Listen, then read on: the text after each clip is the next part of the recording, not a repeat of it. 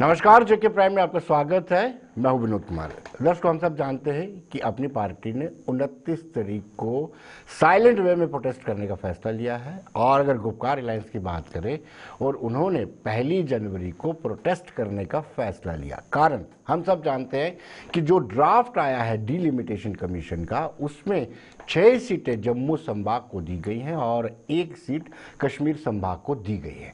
हालांकि ये सभी सियासी जमातें जो इस वक्त प्रोटेस्ट कर रही हैं, जब वक्तन दिल्ली में बात करते हैं, जम्मू में बात करते हैं, तो उनको जम्मू प्रेम भी जागता है, दिल्ली प्रेम भी जागता है। लेकिन अब जब 6 सीटें जम्मू को दी हैं तो विरोध शुरू हो गया है।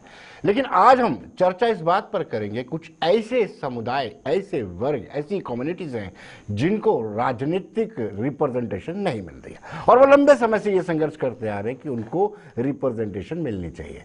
जैसे कि हम सब जानते हैं कि समाज में वो वर्ग तरक्की करता है जिसका राजनीतिक प्रतिनिधित्व मिलता है, जिसका कोई नुमाइंदा लोकसभा में होगा, जिसका कोई नुमाइंदा विधानसभा में होगा, अपर हाउस में होगा, वो उनकी बात रख सकता है। लेकिन अगर हम बात करें सिख कम्युनिटी की बात करें, पीओ के रिफ्यूजीज की बात करें, कश्मीरी पंडितों की बात करें, और बहुत सारे पहाड़ी भी एसटी का स्टेटस मांग रहे हैं, ये अभी वंचित हैं। चर्चा करेंगे। वीरेंद्रजीत सिंह भाजपा से ताल्लुक रखते हैं, सिख कम्युनिटी को भी जो रिप्रेजेंट करते हैं। वीरेंद्र जी, आपका स्वागत है। जतिन रैना जी पीओ के रिफ्यूजीज को रिप्रेजेंट करते हैं। जतिन जी, आपका भी स्वागत है। और सुखविंदर सिंह जी सिख नेता हैं, प्योरली सिखों को रिप्रेजेंट करते हैं। लेकिन शुरुआत मैं वीरेंद्र जी से करूंगा।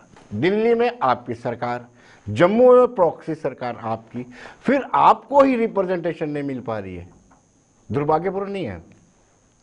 देखिए, ये जो है ये ड्राफ्ट है, इसमें अभी फाइनल या कुछ चेंज जो थी वो होने की संभावना है।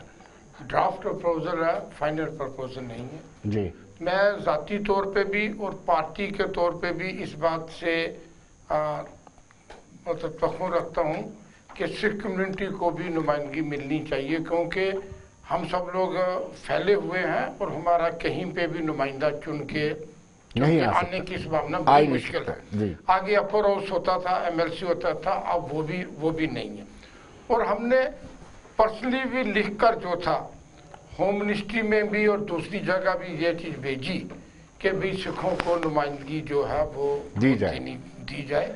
लेकिन ये एटॉमिक्स बॉडी है, ये कोई गवर्नमेंट की बॉडी नहीं है, या गवर्नमेंट का इसमें कोई आप सीधे तौर पे कोई दखलंदाजी नहीं है। लेकिन मैं भी सहमत हूँ कि सिखों को नुमाइंदगी हर हाल में मिलनी चाहिए। हम माइनॉरिटी में भी हैं और हमें नुमाइंदगी जो मिलनी चाहिए। डिलिमिटेशन कमीशन की कुछ हदें रहती हैं, उनको 7 सीटें बढ़ानी थी और एससी को रिजर्वेशन देनी थी, एसटी को रिजर्वेशन देनी थी। आपको जो रिप्रेजेंटेशन देनी है सरकार का काम है और सरकार आपकी है। मैंने शुरुआत में कहा, दिल्ली में सरकार आपकी, जम्मू कश्मीर में प्रॉक्सी सरकार आपकी। देखिए, कॉन्स्टिट्यूशन में कहीं भी किसी मजहब के नाम के ऊपर नहीं है कि भाई कॉन्स्टिट्यूशनली उसे जो है किसी मजहब को ये चीज मिलेगी। लेकिन एसटी को अगर मिल रही है, जैसे प्रपोज्ड में है कि कश्मीरी पंडितों को 20 शायद देने का 2 सीट फ्लोटिंग मिले। हाँ, फ्लोटिंग मिले, तो अगर उनको मिले तो सिख कम्युनिटी का भी पहला हक जो है वो इसके ऊपर बनता है कि जितनी कुर्बानियां, मैं पीछे जाऊं तो जी वो बहुत लंबी बात हो जाएगी। लेकिन सिख कम्युनिटी ने जब से सिख पैदा हुआ तब से लेके आज तक 47 तक, उसके बाद अगर मैं कुर्बानियाँ उनकी गिनाने लगूं तो शायद ये वो प्रॉपर समय नहीं है जी। लेकिन उनको रिप्रेजेंटेशन मिलनी चाहिए और इसके लिए मैं भारतीय जनता पार्टी आपसे ये जानना चाहूंगा कि किस आधार पर, किसको बेस बना करके आप डिमांड कर रहे हैं कि 4 सीटें आपकी आरक्षित होनी चाहिए, 2 कश्मीर में, 2 जम्मू में? आपसे पूछ रहा हूँ सुचिंदर जी। सिखों के लिए जी जी जी जी जी। देखिए, डेमोक्रेसी का मतलब है कि कोई भी सरकार जो चले जी, उसमें कोई भी तबका, कोई भी कम्युनिटी, कोई भी कास्ट, क्रीड ऐसी ना रहे जिसकी रिप्रेजेंटेशन ना हो। रिप्रेजेंटेशन अगर किसी कम्युनिटी की, जिसमें हम लोग आते हैं, खासकर सिख, अगर ये रिप्रेजेंटेशन हमारी नहीं होगी तो हम कैसे ये क्लेम कर सकते हैं या कैसे हम जानेंगे कि डेमोक्रेटिक सिस्टम में हमें हमारा हक दिया गया है। जब हमारा हक नहीं दिया जाएगा, जब हमारा नुमाइंदा ही असेंबली में या अपर हाउस तो वैसे ही खत्म हो गया, असेंबली में हमारा नुमाइंदा ही नहीं होगा, तो कैसे बनेगा कि ये कम्युनिटी रिप्रेजेंट होगी। पहले किसी के साथ अगर किसी पार्टी की तरफ से आएगा, वो पार्टी की लाइन टो करेगा, कम्युनिटी कहाँ जाएगी जी। और पिछले जितने 74 साल से हम देख रहे हैं तो कम्युनिटी की रिप्रेजेंटेशन नहीं थी। मैं ये नहीं कहता कि कभी भी सिख मिनिस्टर या कोई नहीं आया, आते रहे हैं, लेकिन आते रहे पार्टियों की तरफ से। वो पार्टी की बात करते हैं, पार्टी के लेवल पर करते हैं, हम कम्युनिटी की बात करते हैं। अगर मिसाल के तौर पर मैं आपसे बात करूं, ठीक कहा विंदरजीत जी ने कि कॉन्स्टिट्यूशन में तो ऐसा कोई प्रोविजन है नहीं कि कास्ट बेस्ड रिप्रेजेंटेशन दी जाए, लेकिन आप सिक्किम में मार्क्स को नहीं देते हैं जी। फ्लोटिंग कॉन्स्टिट्यूंसी बना दी है। क्यों बना दी है? इसलिए बना दी है कि वहां पर वो लोग जो थे ऐसे बिखरे हुए थे, ऐसे अलग-अलग थे कि उनकी रिप्रेजेंटेशन नहीं होती थी। तो सरकार ने एक रास्ता निकाला कि हाँ, इनको रिप्रेजेंटेशन दी जाए।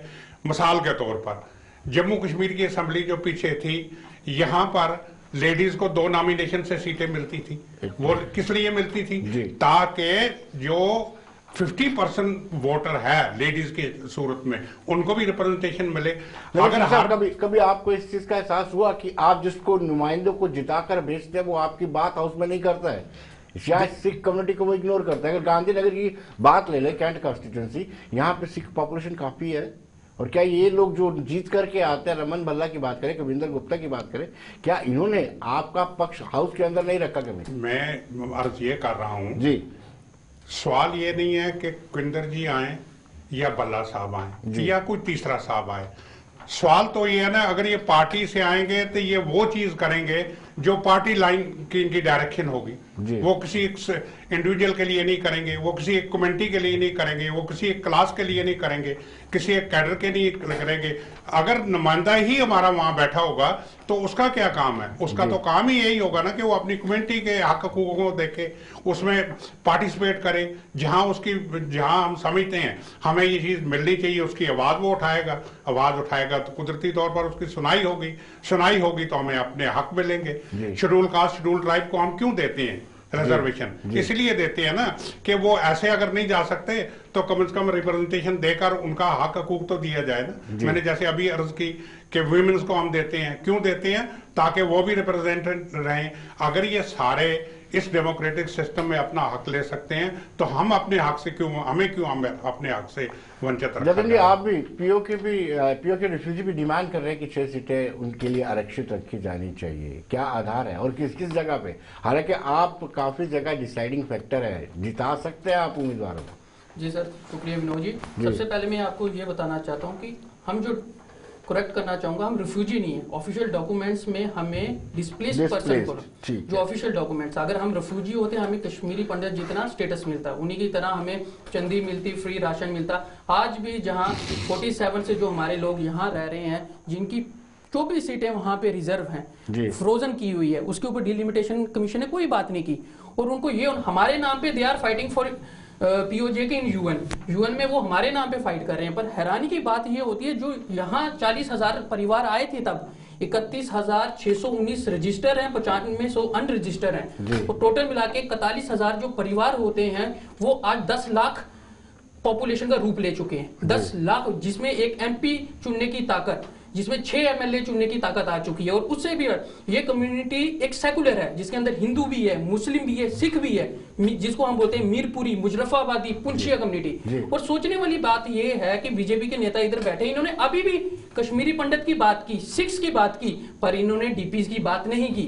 मतलब इनके अंदर कुछ ऐसा नहीं है कि डीपी कम्युनिटी को भी रिप्रेजेंटेशन दिया जाए। आप देखें, सुचेतगढ़ देखें, आरसपुरा देखें, गांधीनगर देखें, कठुआ के अंदर देखें, उधमपुर चल जाए, डिसाइडिंग फैक्टर जैसे आपने बोला हम ही हैं। अगर हमें नजरअंदाज किया जाएगा तो हम जतिन जी, अगर आप डिसाइडिंग फैक्टर होते तो आप यूनाइट होते तो आप अपने नुमाइंदे जिता भी सकते थे बिना रिजर्वेशन के भी जिता। बिल्कुल बिल्कुल। देखिए एक चीज देखिए, आप आरसपुरा रिजर्व रहा, ठीक है, आप उसके बाद सुचेतगढ़, हमारे लोग पॉलिटिकल आइडियोलॉजी में पिछले 74 सालों से डिवाइड होते रहे, हिंदू मुस्लिम सिख। क्यों डिवाइडेड हाउस क्यों बने हुए? आप यूनाइट कीजिए ना। देखिए पॉलिटिकल जब आइडियोलॉजी बीच में आ जाती है, धर्म का जब एक होता है, ऐसा झटका होता है धर्म का कि 2014 से लेके आज तक 21 तक हम देख ही रहे हैं। 2014 में मौका मिल गया, राष्ट्रवाद 2019 के अंदर आ गया, आपके सामने है। वो ऐसा नशा कि आज तक हिंदुस्तान के लोगों से नहीं उतर रहा। वहां पे कम्युनिटी नहीं आती, सबसे पहले देश आता है, फिर धर्म की बात होती है। आज जो हमारी कम्युनिटी है, हमारे बच्चे हैं, आज 80% आबादी हमारी अनएम्प्लॉयड है, बैठी हुई है।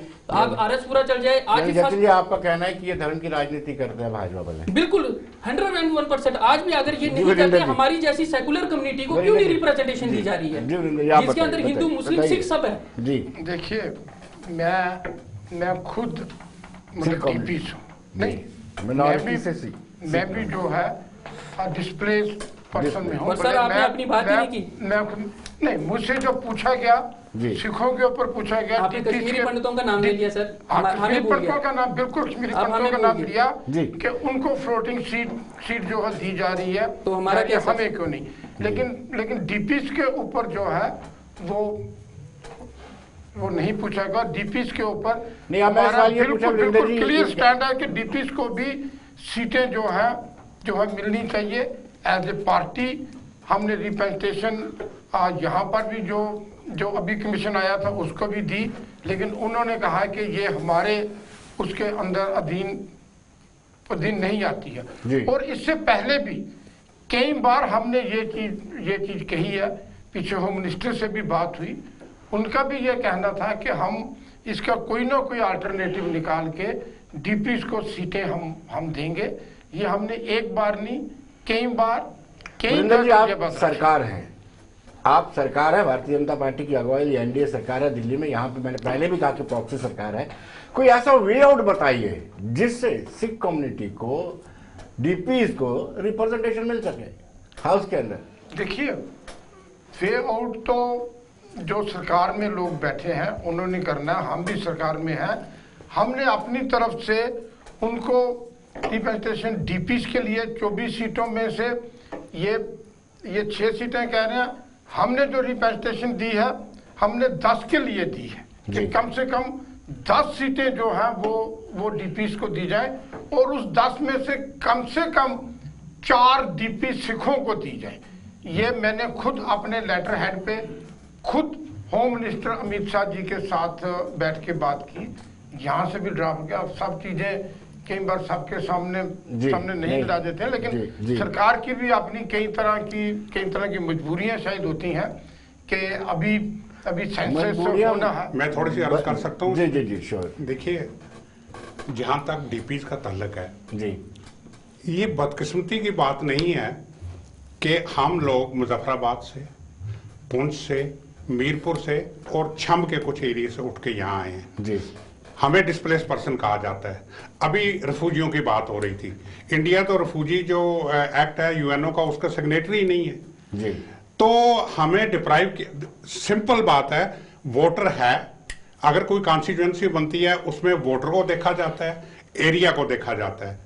जब वोटर आपका यहाँ पर बैठा हुआ है और इस वक्त कम से कम, जैसा मेरे साथी ने कहा कि हम इस वक्त 10 और 12 लाख के हैं और कम से कम 6-7 लाख हमारी वोट है जी। तो अगर 6-7 लाख आदमी अपना नुमाइंदा चुनकर नहीं भेज रहे तो आप क्या समझते हैं हमारे साथ कोई इंसाफ हो रहा है? हमारे साथ तो बेइंसाफी हो रही है। अब मैं एक बात और आपसे कहूंगा, वो बड़ी पते की बात है, जितनी पीछे डिलिमिटेशन कमीशन आया हमने भी रिप्रेजेंटेशन की। हम MGR 47 की तरफ से रिप्रेजेंटेशन कर रहे थे, movement for justice for refugees of 1947। कोई 8 मांग रहा था, कोई 10 मांग रहा था। हमने तो जस्टिस को इधर आने से पहले रिप्रेजेंटेशन दी थी, तो उन्होंने कहा ये मेरा मैंडेट नहीं है, ये मेरा मैंडेट नहीं है। उनका मैंडेट है सिर्फ 90 सीटों को जो है डेलीनेट करके कर देना।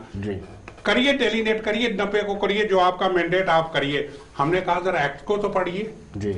हम तो ये हमारी ऑर्गेनाइजेशन ये कह रही है कि जो रीऑर्गेनाइजेशन एक्ट है या जो ये इसका एक्ट है वो तो साफ कहता है 26 की 26 सीटें हमारी हैं जी। आप तो 8-10 की बात कर रहे हैं, हम तो 26 सीटें मांग रहे हैं। और जब आपके 6-7 लाख वोटर जो है वो वोट देता है, लेकिन किसको देता है पता नहीं है जी। क्योंकि हमारा नुमाइंदा ही नहीं। अगर हमारा नुमाइंदा होता तो आप क्या समझते हैं आज 74 साल के बाद हम फिर भीख मांगने वाले होते? मतलब आपको नहीं लगता कि आप यूनाइट नहीं है, डिवाइडेड? बिल्कुल यूनाइट है सर, बिल्कुल यूनाइट है। पॉलिटिकल पार्टीज आपका मिसयूज कर लेती हैं। मिस यूज इसलिए करती हैं कि पॉलिटिकल पार्टीज ने कभी इस चीज को सीरियस ही नहीं लिया। मैं आपको कहूं, जब तक एनसी और कांग्रेस की सरकार जम्मू कश्मीर में रही या पीडीपी की सरकार रही, हम बार बार अपनी रिप्रेजेंटेशन करते रहे। उन्होंने कभी बात ही किसी की नहीं सुनी, उनका तो एजेंडा ही कुछ और था। अगर अब एजेंडा बदला, अब हुकूमत आई, हम समझते थे हमारी हुकूमत आ गई है, अपनी हुकूमत है, कम से कम ये हमें इंसाफ देगी। हमें क्या इंसाफ मिला? जी 7 साल तो हो गए। जतिन, आप हमें बताइए, जिस तरीके से आपके अलग अलग प्लेटफॉर्म्स बने हुए हैं जी, पीओ के, डीपीज के, आपको नहीं लगता कि एक यूनाइटेड प्लेटफॉर्म होना चाहिए जो संघर्ष कर सके अच्छे तरीके से? प्लेटफॉर्म जितने मर्जी हो सर, प्लेटफॉर्म जितने मर्जी हो, लेकिन आवाज एक है, मांग एक है, हम इकट्ठे हैं, हम कभी लड़ते नहीं आपस में। कुछ एक है जी, हम कुछ नहीं लड़ते हैं। बिल्कुल सरदार साहब ने बिल्कुल सही कहा, हम एक है अंदर से, चाहे हिंदू, हमारा कल्चर हर चीज सेम मिलती है। एक तरह मैं आपको एक और बात जोड़ना चाहता हूँ, यहाँ पे जो डीपीज है ये असल में है कौन है? एक पहाड़ी का वो चल रहा है, ये असल में पहाड़ी लोग हैं जिनकी लैंग्वेज पोठवारी है। आप भी एसटी का दर्जा मांगेंगे फिर? नहीं, दर्जा नहीं मांग रहे हम दर्जा नहीं मांग रहे। हम ये बोल रहे हैं कि देखिए, दर्जा वो तब होता है, आर्टिकल 14 है जिसके अंदर इक्वालिटी की बात की जाती है, कॉन्स्टिट्यूशन के अंदर साफ लिखा है, उसमें एक है पहाड़ी स्पीकिंग पीपल का सर्टिफिकेट आया। आप डीपीज की बात यहाँ कर रहे हैं, उसके साथ कनेक्ट करिए। पहाड़ी स्पीकिंग पीपल की जब बात होती है, 4% सरकार एक नोटिफिकेशन आती है रिजर्वेशन 20 अप्रैल 2020 को, जिसमें उन्होंने लिखा है जिसका पहाड़ी क्लैन हो, पहाड़ी ट्राइब हो, पहाड़ी लैंग्वेज हो, वो बेनिफिट भी हमारे जम्मू प्रोविंस एक्सेप्ट सुंदरबनी, नौशहरा और राजौरी, पुंछ को लोगों को छोड़ के और कहीं नहीं मिली जा रही। कितनी नाइंसाफी है। एक पहाड़ियों को आप 2 में डिवाइड कर रहे हैं। आप यहीं से सोच लीजिए, 70 सालों से 74 सालों से राजनीति कैसी रही। और यहाँ पे मैं जोड़ना चाहता हूँ, अभी रविंद्र शर्मा रैना जी ने थोड़े दिन पहले एक बयान दिया। उन्होंने पहाड़ियों को, उनकी सभी रिश्तेदारी जम्मू के अंदर है पुंछी परिवारों में, उन्होंने पहाड़ियों को सीमित कर दिया सुंदरबानी तक। क्यों? इलेक्शन आ रहे हैं, वहां से उनको कॉन्स्टिट्यूएंसी है अपनी, वहां से उन्होंने सीटें निकालनी है पहाड़ियों की। तो ये लोग कहां गए? जो 10 लाख आबादी इधर बैठी है, मैं रहना हूं, वो भी रहना है। सोचने वाली बात है, हैरानी की बात, उन्होंने हमें कट कर दिया। में आप डिवाइड कर रहे हैं इनको पहाड़ियों। और एक चीज मैं और चीज बोलना चाहूंगा, एक चीज ऐड करूंगा कि एनसी कांग्रेस के टाइम पे 2014 में रिपोर्ट नंबर 183 पास हुई थी, जिसके अंदर डिस्प्लेस पहाड़ी पीपलों को प्रोफेशनल ट्रेनिंग की दी।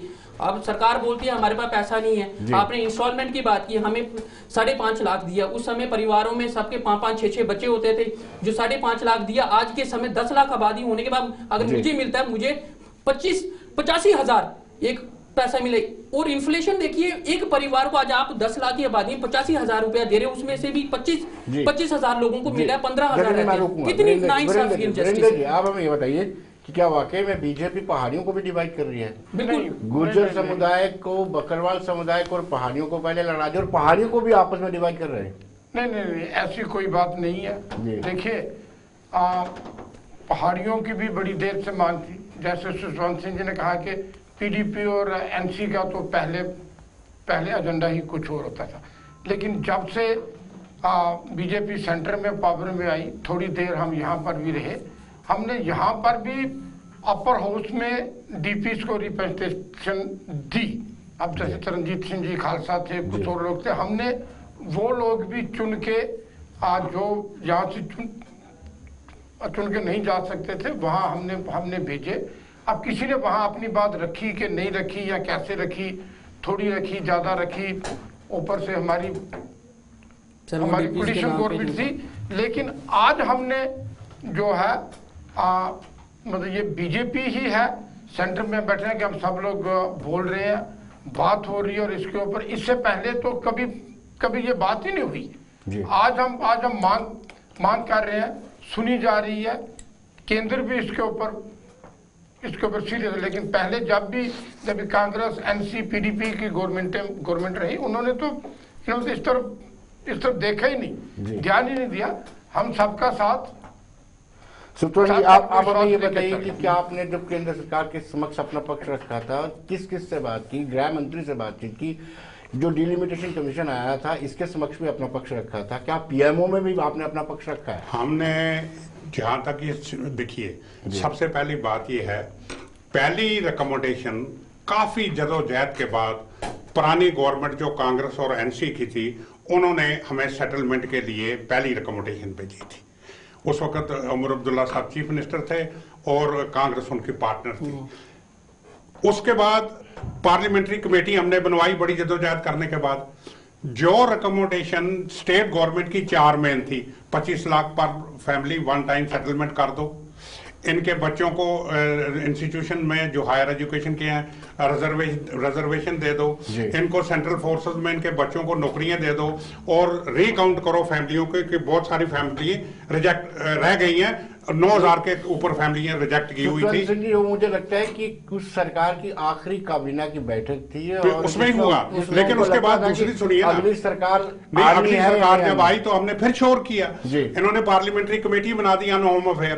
पार्लियामेंट्री कमेटी जो अब होम अफेयर थी उसके तो प्रेसिडेंट जो वाइस प्रेसिडेंट वेंकैया नायडू जी थे, और जो सब कमेटी यहाँ पर आई उनके पास जब हमने रिप्रेजेंटेशन की, उन्होंने इन सब रिकमेंडेशन को जो रिवाइज करके हमें हायर लिमिट पर ले गए। 25 का इन्होंने 30 लाख कर दिया, और उसमें नोट करने वाली बात है कि ये फाइनल सेटलमेंट नहीं कहा, उसको कहा ये इनको इंटरम रिलीफ किया जाए।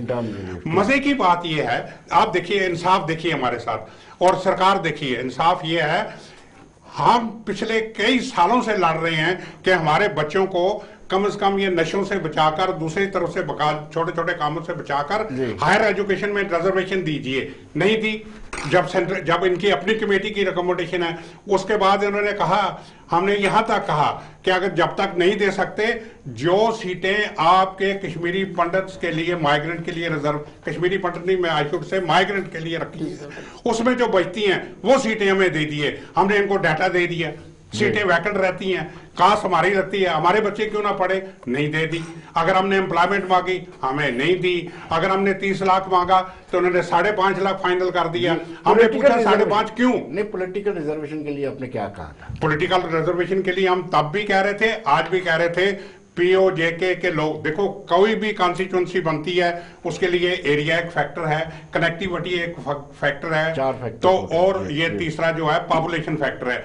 जब पॉपुलेशन यहां पर बैठी हुई है तो फिर किसको फिर देते क्यों नहीं कॉन्स्टिट्यूंसी, क्यों नहीं देते? अब जाकर क्यों बाहर जाकर लोग, हमारे बहुत सारे लोग जो है बाहर चले गए दूसरी स्टेटों में। 5300 फैमिली तो ऑफिशियली की हुई है, लेकिन वो 9-10 हजार फैमिली के करीब है। अब जाकर बाहर से इनको रजिस्टर कर रहे हैं। किस लिए रजिस्टर कर रहे हैं? क्योंकि उनको पता है देशभगत है, देशभगत बीजेपी को इनकी फायदे की बात कर रहे हैं, लेकिन फायदा होते होते भी हमें सीटें नहीं दे रहे। जतिन जी, आप हमें ये बताइए कि अब नेक्स्ट कोर्स ऑफ एक्शन आपका क्या रहेगा? अगर सपोज सरकार ऐसा कोई फैसला नहीं लेती है, आपको रिजर्वेशन, पॉलिटिकल रिजर्वेशन नहीं देती है, तो डीपीज क्या करेंगे?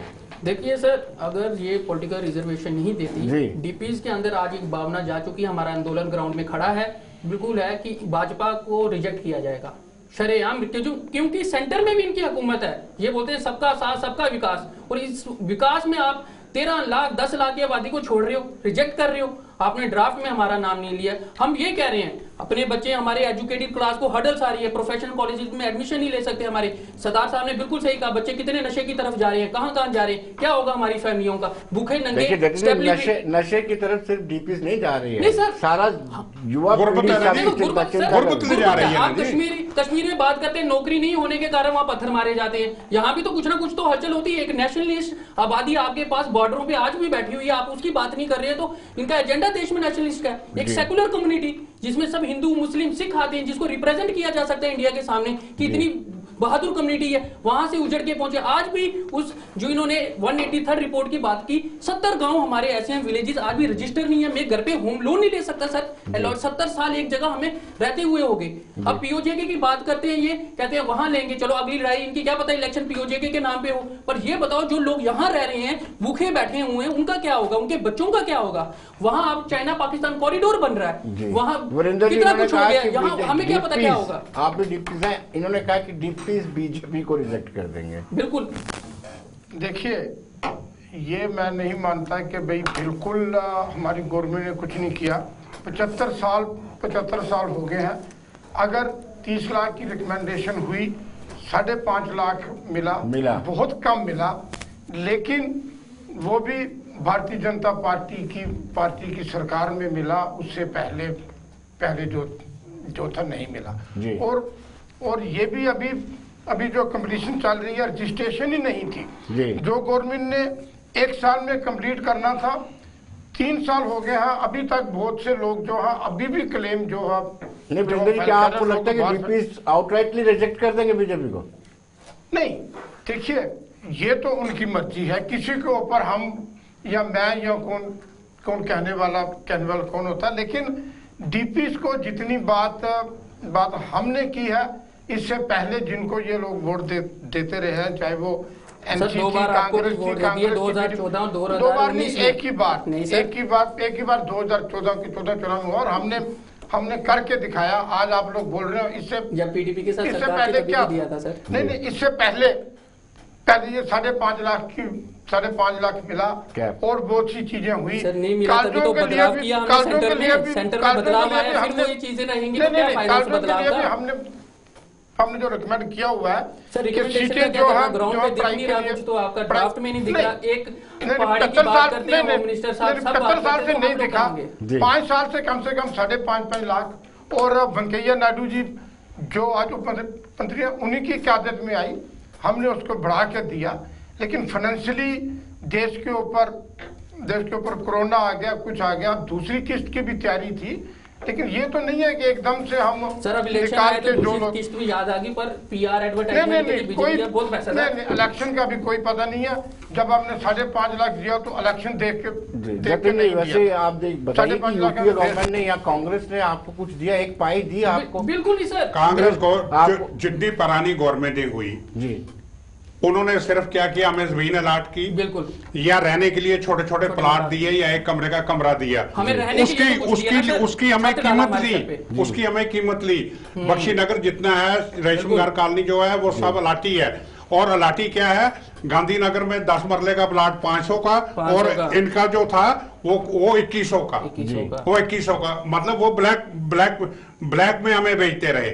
हम तो देखिए कि बड़ी हैरानी की बात है, वरिंदर जी ठीक कह रहे हैं, पार्टी के तौर पर जो मर्जी इनकी कहे, इनका हक है। लेकिन हमें ये तो बताइए कि अगर आज एक इनकी स्कीम चल रही है कि सड़कें बढ़ानी है, बढ़नी चाहिए, डेवलपमेंट है। अब इनका है कि हेरिटेज लाइन, रेलवे लाइन बनानी है, पुल से लेकर स्टेटगढ़ तक, बहुत अच्छी बात है।